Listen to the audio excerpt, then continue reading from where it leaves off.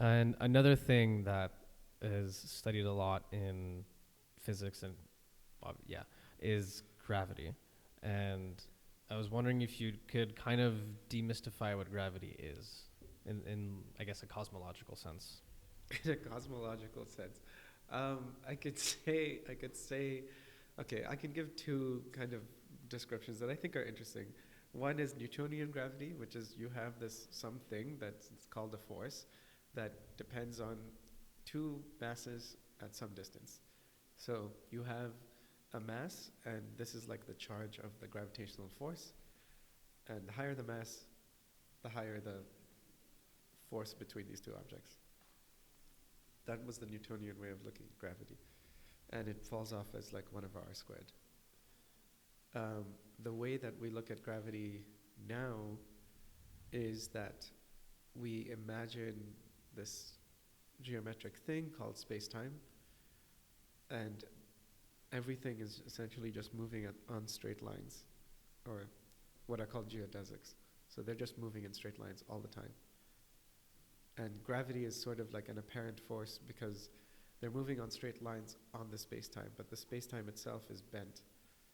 So when you bend it enough and you push something in a straight line, it just looks like it's being curved around. So we see it as a force, but really it's not a true force in the same way that like in particle physics we talk about forces.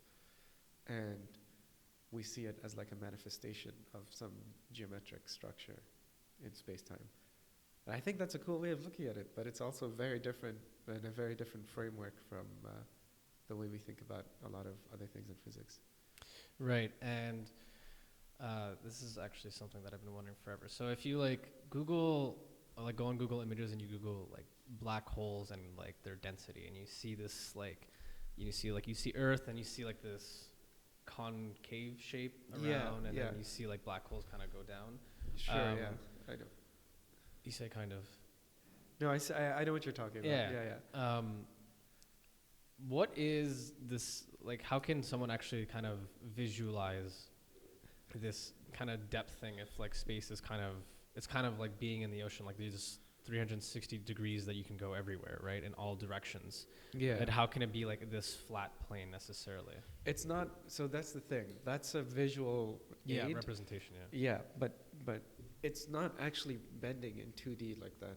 That's just the only way we can draw something bending in 2D is that way. But really the thing that's bending is not even 3D, it's the 4D space-time itself. It's the whole 4D object. So you don't actually, at least as far as I know, it's including the time is, because you have some coupling between time and space.